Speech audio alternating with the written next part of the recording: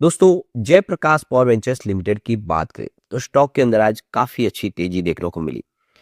लेकिन इस तेजी के बावजूद भी स्टॉक अभी बहुत नीचे है। पिछली बार तेजी के दौर में 27 तक चला गया था। ये स्टॉक जो कोविड काल में मात्र 50 पैसे के आसपास था। बहुत बेहतर रिटर्न भी दिया।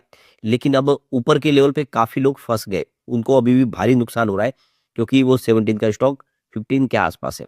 अब वो आशा करेगी कब ये स्टॉक आगे बढ़े, क्योंकि एक समय ये स्टॉक 3 डिजिट में हुआ करता था 2008 के पहले। अब कंपनी की भावी रणनीति सामने आ चुकी है, जो बहुत शानदार है। कंपनी आने वाले समय निकट भविष्य में अदानी ग्रुप का हिस्सा बन सकती है। बहुत प्रबल संभावना है, क्योंकि इसकी जो प्रमोटर कंपनी है वो ऑलरेडी अदानी ग्रुप का हिस्सा बनने जा रही है। ऐसे में आगे की क्या संभावना है? Q3 आने वाला रिजल्ट की डेट आ चुकी है। क्या संभावना बनी है रिजल्ट को लेकर, वो भी जानेंगे इस वीडियो के माध्यम से। और क्या जेपी पावर फिर से बेहतर करेगा, क्योंकि ये स्टॉक अपनी पेयर कंपनी की तुलना में काफी फेयर वैल्यू पे। लेकिन फ्रेंड्स, उससे पहले अगर आप पहली बार हमारे चैनल पे आए तो चैनल को सब्सक्राइब कर दीजिए, एक बेल आइकॉन दबा दीजिए, ताकि जब भी नया वीडियो बने पहला नोटिफिकेशन आपको मिले। वीडियो पसंद आए तो लाइक से जरूर कीजिए। चलो फ्रेंड्स, वीडियो स्टार्ट करते हैं। मैं हूं आपका दोस्त एसपी दवे और हमारे अपने चैनल ऑनलाइन कमाई में आपका बहुत बहुत स्वागत है। तो सबसे पहले जयप्रकाश पावर वेंचर्स लिमिटेड के कारोबार की बात करें तो आज 15.28 पर क्लोजिंग थी, जहां पे 2.69% की काफी अच्छी तेजी देखने को मिली। अब गौर करने वाली बात है कि शुरुआत तो कमजोर हुई 14.85 पर, देख सकते हो, क्योंकि 14.88 की क्लोजिंग थी गुरुवार की। इंट्राडे में 14.48 का लो भी बना, यानी स्टॉक नीचे गया। लेकिन उसके बाद में इसने जो निचले लेवल से खरीदारी देगा उसकी वजह से इसने 15.30 का हाई बना दिया, यानी स्टॉक फिर से 15 को क्रॉस कर गया। 12.36 52 वीक का लो है, लेकिन हाई 27.70 का। स्टॉक बहुत ज्यादा करेक्ट हुआ है। अब इसकी हिस्टोरिकल परफॉर्मेंस देखें तो पिछले 1 मंथ में यहाँ पे 12.32% के आसपास की गिरावट हो चुकी है। काफी दबाव में स्टॉक है। 3 मंथ के हिसाब से इसमें 16.83% का निगेटिव रिटर्न आपको देखने को मिलेगा, यानी स्टॉक लगातार नीचे गया है। 1 ईयर के हिसाब से भी यहाँ पे 5.4% के आसपास की गिरावट है। ओवरऑल अगर आप देखें तो पिछले एक साल में जिसने भी इसमें निवेश किया उसको लॉस हो रहा है, स्टॉक नीचे है।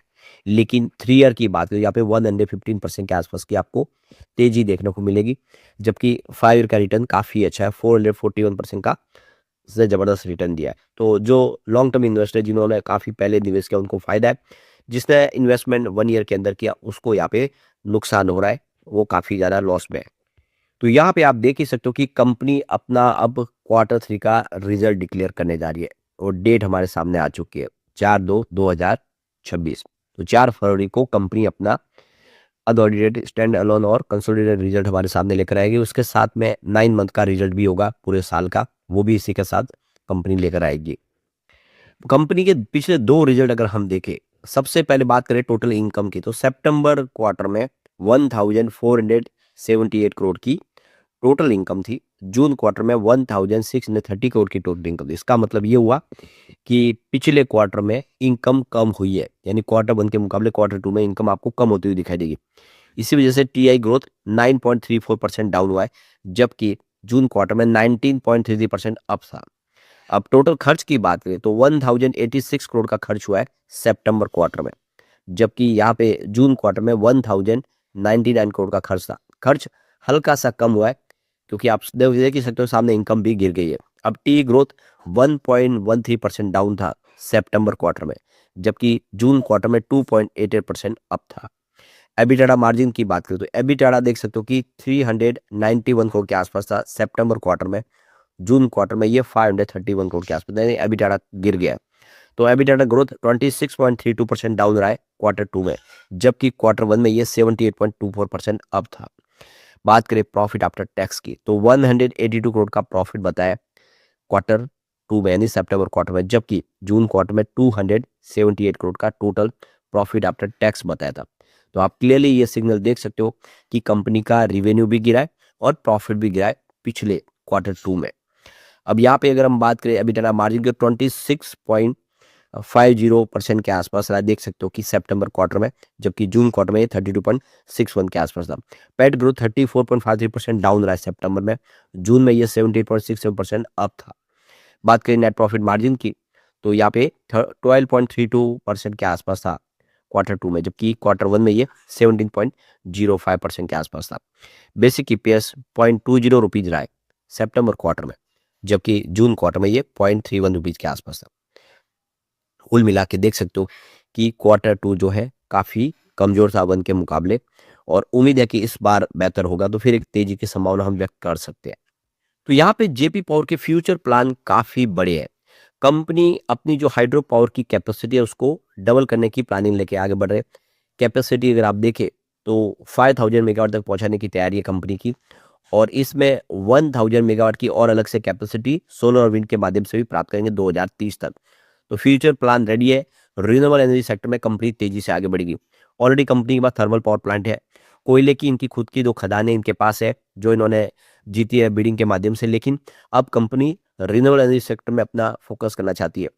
यहाँ पे देख सकते हो कि कंपनी 50 मेगावाट का सोलर पावर प्लांट है जो बिना थर्मल पावर प्लांट पे अब लगाने जा रही है, वहां से शुरुआत करेंगे, और 2030 तक आप समझ सकते हो कि 1000 मेगावाट की सोलर विंड की कैपेसिटी ये प्राप्त करेंगे। और कंपनी लगातार अपने कर्ज को भी कम करेगी, उसी प्लानिंग के साथ आगे बढ़ रही है। तो कंपनी ग्रीन एनर्जी सेक्टर में काम करेगी, अपने कर्ज को कम करेगी और अपनी ऑपरेटिंग एफिशिएंसी को और बढ़ाएगी। ये सारी बातें साबित करिए कि आने वाला जो समय जेपी पावर के लिए काफ़ी शानदार होने जा रहा है, क्योंकि ये स्टॉक अभी भी बहुत ज़्यादा कम वैल्यू, अपनी बुक वैल्यू के आसपास या उससे कम नीचे ट्रेड कर रहा है। तो ये एक अच्छा मौका दिखाई दे रहा है। एक दूसरी जो राहत मिली है कंपनी को कि इनके जो नॉन एग्जीक्यूटिव डायरेक्टर है और चेयरमैन है जेपी पावर के, मनोज कुमार गौर, उनको इंटरिम बेल मिल चुकी है। तो देख सकते हो कि यहाँ पे एडिशनल सेशन जज ने यहाँ पे उनको इंटरिम बेल दे दी है 24 जनवरी 2026 को। तो मनी लॉन्ड्रिंग के मामले में वो जेल में बंद थे। जेपी इंफ्राटेक का जो मामला है जिसमें जो होम बायर्स थे उनके घर खरीदने के लिए जो उन्होंने पैसे दिए थे वो पैसे का कहीं गलत इस्तेमाल किया, ऐसा उनके ऊपर इल्जाम लगा, जिसकी वजह से वो जेल में थे, लेकिन फाइनली उनको बेल मिल चुकी है, जिससे तो कंपनी के लिए भी राहत की थोड़ी सी खबर निकल कर आई है। अब एक बार हम इसका शेयर होल्डिंग पैटर्न भी देख लेते हैं। तो प्रमोटर की होल्डिंग यहाँ पे 24% के आसपास जो अनचेंज है, लगातार बनी हुई है। ये प्रमोटर की होल्डिंग जेपी एसोसिएट की, और जेपी एसोसिएट अब अदानी ग्रुप का हिस्सा बने जा रहे हैं। यानी अब जो 24% की प्रमोटर होंगे वो अदानी ग्रुप होंगे, और निकट भविष्य में अपनी होल्डिंग और बढ़ा सकते हैं, क्योंकि यहाँ पे लगभग 25% की जो होल्डिंग है वो आईसीआईसीआई बैंक और दूसरी बैंकों के जो बेचना चाहते हैं। अगर वो होल्डिंग भी अदानी को मिलेगी तो आप समझ सकते हो कि 25 प्लस 24 यानी लगभग 49% की स्टेक हो जाएगी अदानी ग्रुप की।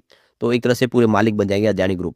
फिलहाल 72.99% के शेयर गिरवी रखे हुए, ये थोड़ी सी चिंताजनक बात है। एफआई की बात करें, जून में उनकी 6.30% की होल्डिंग थी, सितंबर में बढ़ के 6.34% हो गई, और दिसंबर में 6.51% हो गई। यानी एफआई लगातार अपना निवेश बढ़ा रहे, इस स्टॉक पे भरोसा कर रहे हैं। डीआई की बात करें, उनकी 1.79% की होल्डिंग थी जून क्वार्टर में, सितंबर में ये बढ़ के 2.13% हो गई, और दिसंबर में 2.15% हो गई। यानी डीआई ने भी लगातार हर क्वार्टर में अपना निवेश बढ़ाया। बात म्यूचुअल फंड की करें तो 0.30% की होल्डिंग थी जून क्वार्टर में, सितंबर में ये बढ़ के 0.32% हो गई, और दिसंबर क्वार्टर में सीधा 0.34% हो गई। यानी म्यूचुअल फंड भी अपनी होल्डिंग बढ़ा रहे। तो ये क्लियर है कि यहाँ पे एफआई, डीआई और म्यूचुअल फंड सब ने अपनी होल्डिंग बढ़ाई। तो कम किसकी हो, वो हुई है जनरल पब्लिक की। 67.91% की होल्डिंग थी जून क्वार्टर में, सितंबर में घट के 60.53% पर आ गई, और दिसंबर आते ही 60.34% हो गई। तो जनरल पब्लिक ने अपने शेयर बेचे और सारे बड़े फंड हाउस ने जम के खरीदारी की। ये आप क्लियरली समझ सकते हो कि एक तरह से रिटेल इन्वेस्टर ने यहाँ पे गलत काम किया है, अपने निवेश को बेचा उस समय जब यहाँ पे एक मौका है, क्योंकि बड़े फंड हाउस जम के खरीदारी करे। ऐसे में इशारा है कि आने वाले समय जेपी पावर कमाल कर सकता है। लेकिन फ्रेंड्स, कोई भी इन्वेस्टमेंट करने से पहले अपने फाइनेंशियल एडवाइजर से एडवाइस ले ले, या अपना खुद का रिसर्च करें, क्योंकि मैंने वीडियो आपके एजुकेशनल पर्पज के लिए ही बनाया। वीडियो पसंद आए तो लाइक से जरूर कीजिए और चैनल को सब्सक्राइब कर दीजिए। Thank you friends.